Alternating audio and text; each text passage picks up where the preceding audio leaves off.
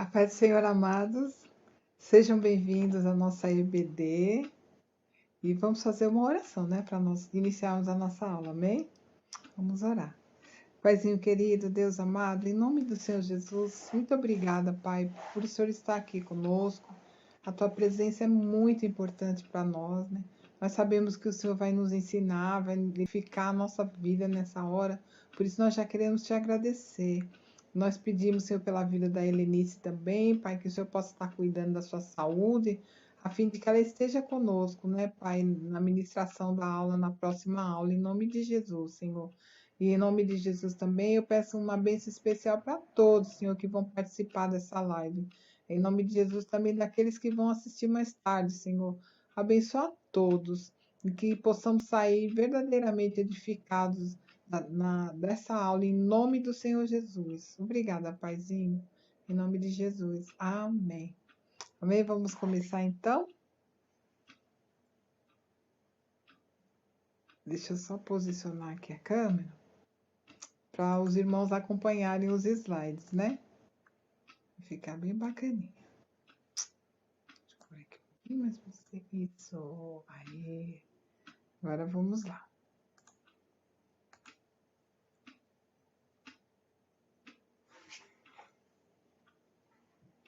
Bom, essa é a Escola de Formação de Líderes, né? A lição é a lição 16. Edificando a vida financeira. Na aula passada nós falamos sobre a Bíblia e o dinheiro, né? E hoje nós vamos falar sobre a edificação da vida financeira. Alguns aspectos, né, da vida financeira para que ela seja edificada. Vamos lá?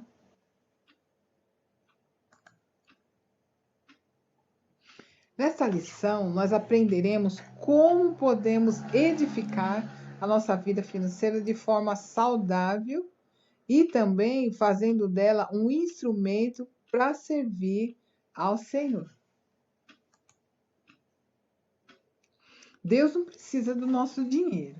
Ele é o dono e criador de todo o universo, mas ele continua provando o coração do homem quanto à sua generosidade.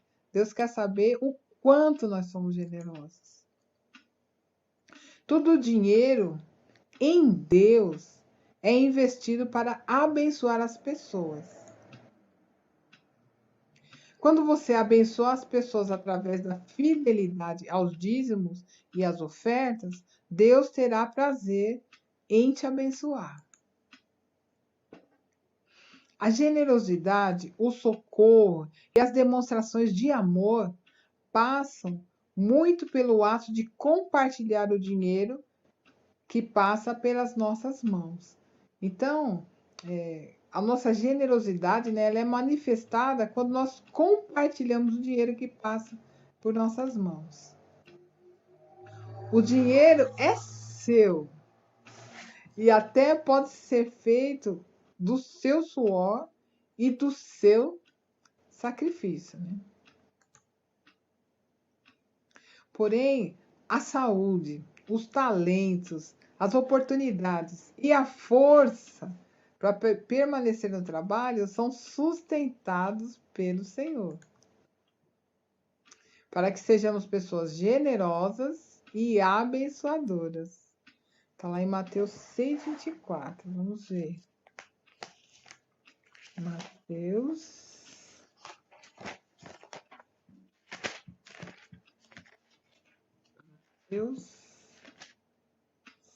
6,24 diz aqui: ninguém pode servir a dois senhores, pois odiará um e amará o outro, ou se dedicará a um e desprezará o outro. Vocês não podem servir a Deus e ao dinheiro. Então, na verdade, né, para que nós possamos ser pessoas generosas e abençoadoras, nós precisamos repartir esse dinheiro, né? Porque senão a gente fica avarento, o dinheiro fica só para nós. E nós não vamos abençoar ninguém. Então, nós não podemos servir a Deus e ao dinheiro ao mesmo tempo, né? Se eu não posso contribuir no reino de Deus, é porque eu estou tomando dinheiro só para mim, né? Então, o dinheiro é o meu Deus, então, né? Isso, Deus não se agrada disso. Então, a seguir, pontos que mostrarão como podemos ser abençoados e abençoadores através dos recursos que passarem por nossas mãos. Tudo é para a glória de Deus. Está lá em Romanos 11:36. Olha só. Romanos 11:36. Tudo é para a glória de Deus. Romanos 11:36. Diz assim. Pois dele, por ele e para ele são todas as coisas. A ele seja a glória para sempre. Amém. Então, tudo é para Deus, né? Tudo que há no universo foi criado e pertence ao Criador, né? Gênesis 1:1 diz, no princípio criou Deus os céus e a terra era sem forma e vazia. Então, ele que criou. Por exemplo, a terra é dele, está lá em Levíticos 25:23.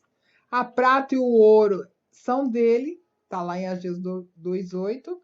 As almas são dele, está lá em Ezequiel 18:4. E o nosso corpo é dele também, 1 Coríntios 6:19 e 20.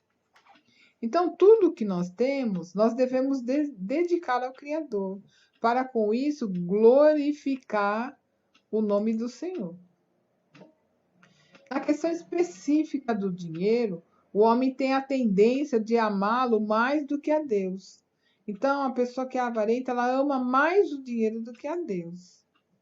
Nesses tempos, muitos cristãos têm perdido a essência do serviço a Deus e têm amado mais o dinheiro, usando da fé como meio para alcançar bênçãos financeiras. Olha só a inversão de valores, né? Então, ao invés da pessoa ter fé e buscar o Senhor, né?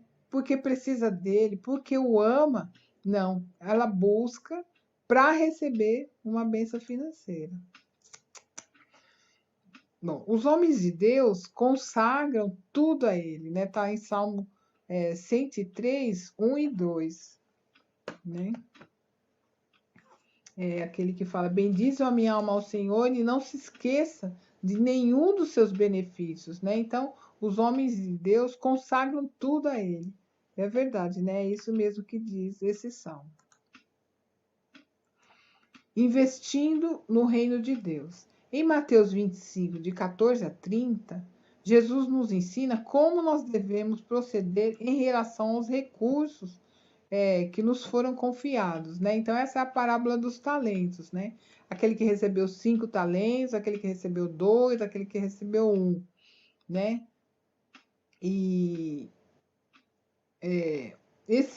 Jesus nos ensina como nós devemos proceder em relação aos recursos, porque cada um que recebeu o talento investiu, e aquele que recebeu um só, nem no banco ele colocou para render, né? Então, assim também nós devemos fazer com os nossos recursos, né?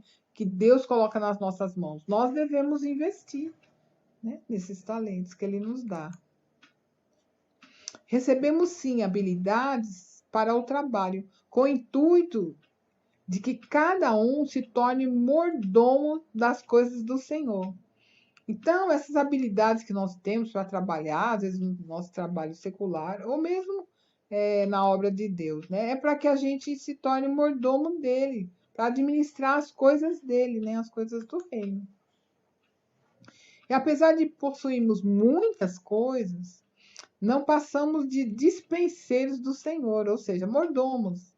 Nós estamos à disposição dele e do reino dele, devemos colocar essas coisas também que ele nos dá à disposição do reino dele. É nobre desejarmos riqueza, desde que esse desejo inclua honrar ao Senhor com as nossas posses e abençoar pessoas, porque senão a riqueza, né, aquela fascinação da riqueza, nos faz desprezar o Senhor e as coisas dele e viver só para a riqueza, né, e exaltar o dinheiro. E isso não é bom para o homem, né? E também Deus não se agrada. Então, a riqueza ela só é boa quando nós conseguimos honrar o Senhor, né? Com as nossas posses e abençoar pessoas também. Por isso que Jesus uma vez disse que é praticamente impossível um rico herdar o reino de Deus, né? Por quê? Porque ele usa as riquezas para si mesmo e não é rico para com Deus. Podemos acrescentar que, ao ofertar nosso dinheiro na igreja, nós abençoaremos aqueles que foram chamados ao ministério da fé. É verdade, né? É como eu disse, né? Quando a igreja tem o privilégio de ter um pastor que não trabalha fora, mas se dedica somente ao ensino da palavra, à oração, esse rebanho é bem-aventurado, porque esse pastor vai ter condições, né? Melhores condições de alimentar suas ovelhas, né? Porque ele pode se dedicar a elas. Para que a obra de Deus seja mantida e espalhada por toda a terra.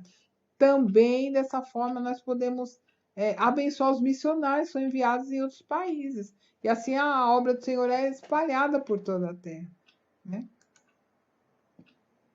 O dinheiro também serve aos propósitos de Deus. Por isso, nós podemos e devemos investir na sua obra. Olha que coisa maravilhosa, né? E é um privilégio, né? Nós podemos investir nos propósitos de Deus. Já pensou ele contar conosco em seus propósitos? É bênção demais, né? É um privilégio verdadeiramente. A Bíblia mostra também que algumas pessoas receberão o dom da contribuição. Está lá em Romanos 12:8, né? O dom daquele que contribui. É um dom. Olha que bacana. E se Deus dá a alguém um dom para contribuir, a fará próspera financeiramente falando, para que ela possa repartir cada vez mais os recursos que receber. Ela tem o dom, né? Então, certamente ela será próspera e certamente ela vai repartir. Fidelidade ao Senhor. Nos tempos atuais, os homens têm se perdido na fidelidade ao Senhor quanto aos dízimos e ofertas, né? Principalmente quando há dificuldade financeira, a pessoa parece que fica com medo, né, de dar ao Senhor aquilo que é dele e retém. Mas Deus nos deixou um princípio a ser seguido no registro de Malaquias 3, de 8 a 10, né? E Deus abençoa os seus fiéis. Vamos ler Malaquias 3, de 8 a 10, né? Foi um princípio que Deus nos deu. Malaquias.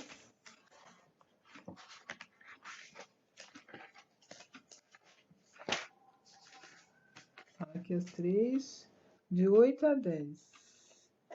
Diz assim: pode um homem roubar de Deus? Contudo, vocês estão me roubando. E ainda pergunto: como é que te roubamos? Nos dízimos e nas ofertas. Vocês estão debaixo de grande maldição, porque estão me roubando. A nação toda está roubando. Tragam o dízimo todo ao depósito do templo, para que haja alimento em minha casa. Ponham-me à prova, diz o Senhor dos Exércitos, e vejam se não vou abrir as comportas dos céus e derramar sobre vocês tantas bênçãos que nem terão onde guardá-las.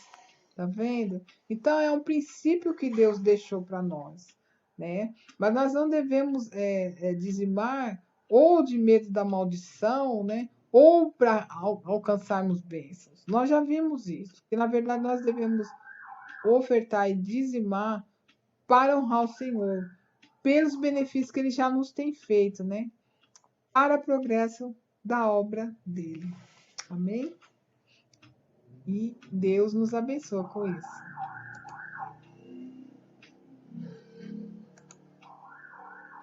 Não devemos ser fiéis pelas bênçãos que receberemos, mas porque amamos a Deus e queremos honrá-lo, né? Por tudo que ele fez, tem feito e fará por nós, né? Foi o que eu disse. Deus prova o coração do homem basicamente em 3 aspectos.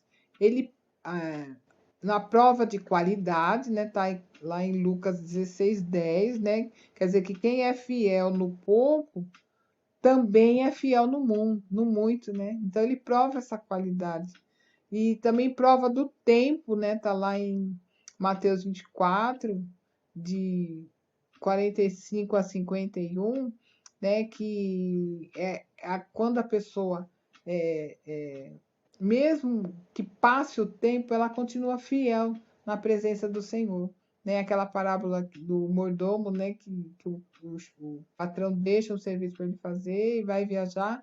E quando ele volta, né? Ainda a parábola diz: bem-aventurado aquele que o seu Senhor ainda achar fazendo assim, né? Então, Deus prova se nós vamos ser fiéis no tempo, passado o tempo. Né? Começamos dizimistas e ofertantes. Será que vamos terminar dizimistas e ofertantes? E também prova das circunstâncias, né? Aqui Gênesis 39:10, né? Tá falando de José, né? Que José ele foi fiel a Deus ali quando a mulher de Potifar tentou seduzi-lo, né? E ele foi fiel, mesmo naquela circunstância, né? Ele continuou fiel, permaneceu fiel a Deus. Prudência e boa administração precisam fazer parte da vida dos cristãos que desejam viver felizes financeiramente. Então, você quer viver feliz financeiramente? Você precisa ter prudência e boa administração. O que acontece é que não é menor o número de pessoas endividadas entre os cristãos em relação aos ímpios, né? Então, é bom lembrar que endividado é aquela pessoa que não é aquela que está pagando prestações, assim, né? Mas é aquela pessoa que gastou mais do que ela ganha, gasta mais do que ganha, então está endividada, né? Em 2 Reis 4, 1 e 2, né, conta a história, né, daquele servo do Senhor que era um bom servo, só que ele morreu e ele tinha muitas dívidas e deixou a dívida para a esposa e os filhos e eles estavam a ponto ali, né, de entregar os filhos como pagamento da dívida. Olha que coisa, né? Se não fosse Deus socorrer, né, aquela esposa e aqueles filhos, eles iam ficar mesmo escravos, né, daquele senhor a quem o marido dela devia, né? Então, hoje nós temos que tomar muito cuidado, né, em não nos endividar, porque a gente não sabe o que pode acontecer amanhã, não é verdade? Então, nós temos que ter muita precaução, né? Principalmente pensando em nossos filhos, né? E de repente até ter uma reserva, né, para o bem deles no futuro, né? Para um melhor estudo, ou eles mesmos, né? A gente pode prepará-los, né, com uma boa educação para que eles possam, né, ir atrás, né, de uma boa faculdade, de um bom estudo, né, se eles forem bem educados, bem orientados, né, eles podem ir atrás. Então, nós não podemos descuidar da nossa vida financeira, né, a fim de chegar a nos prejudicar e prejudicar a nossa descendência também, né. E Tiago 1,5, né, diz, né, que se alguém necessita de sabedoria, peça a Deus, que a todos dá e não lance em rosto, né? Então, você precisa de sabedoria para administrar suas finanças? Pede para Deus, mas não gaste desordenadamente. Planejamento e disciplina financeira, né? O grande problema das pessoas é que elas não planejam em suas vidas, né? Provérbios 16, 1 a 3, olha só o que nos diz Provérbios 16, de 1 a 3, né? Como é importante a gente planejar. Provérbios 16,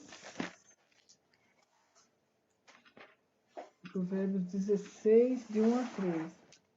Diz assim: ao homem pertencem os planos do coração, mas do Senhor vem a resposta da língua.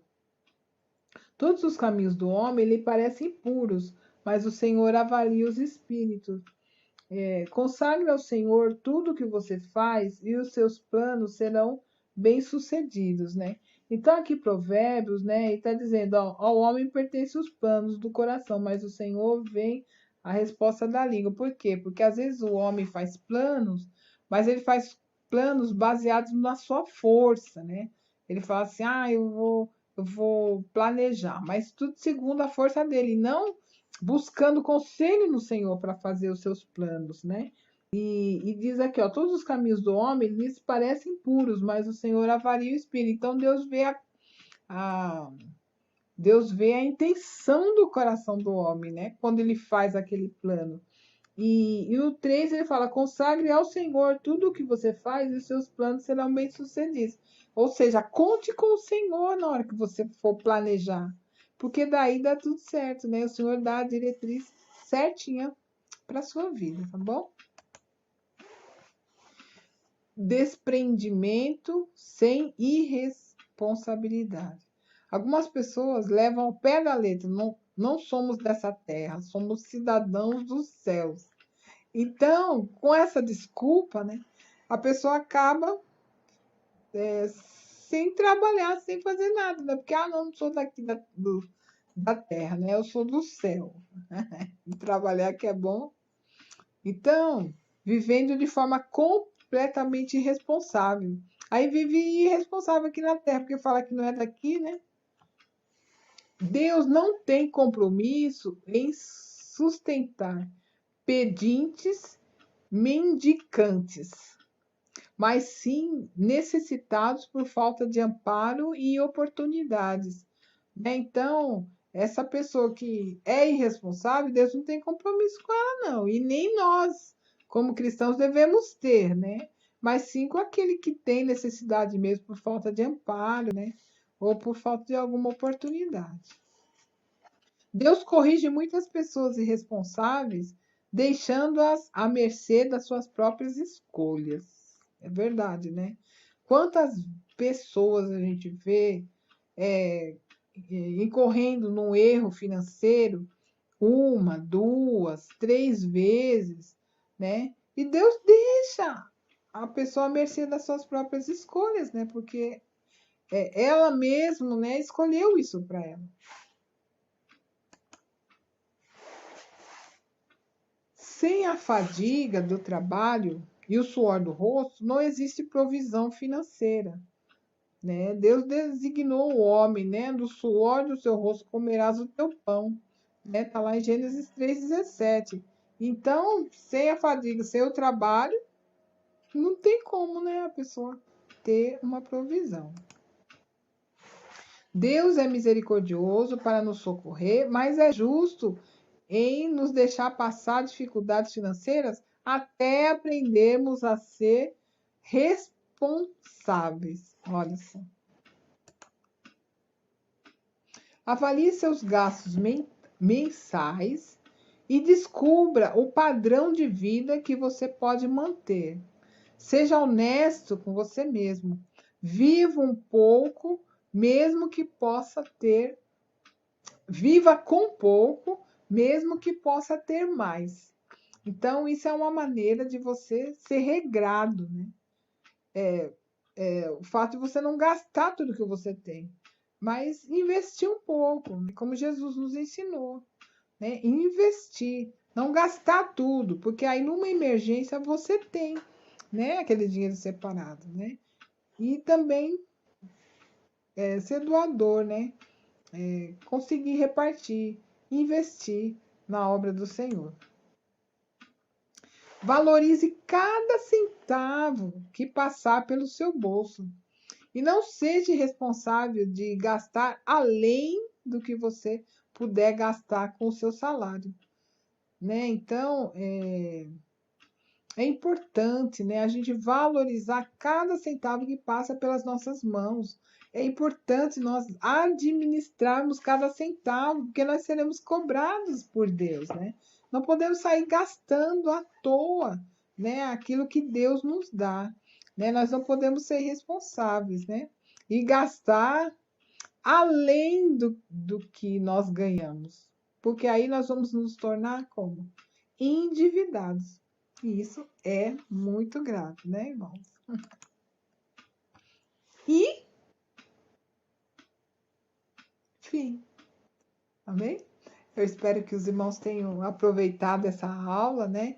Depois os irmãos veem direitinho, né, os versículos, meditem, né, naquilo que foi falado e descrito aqui, né, a fim de que a nossa vida financeira melhore, né? A fim de que a nossa vida financeira seja bênção para nós e seja bênção também para o reino de Deus.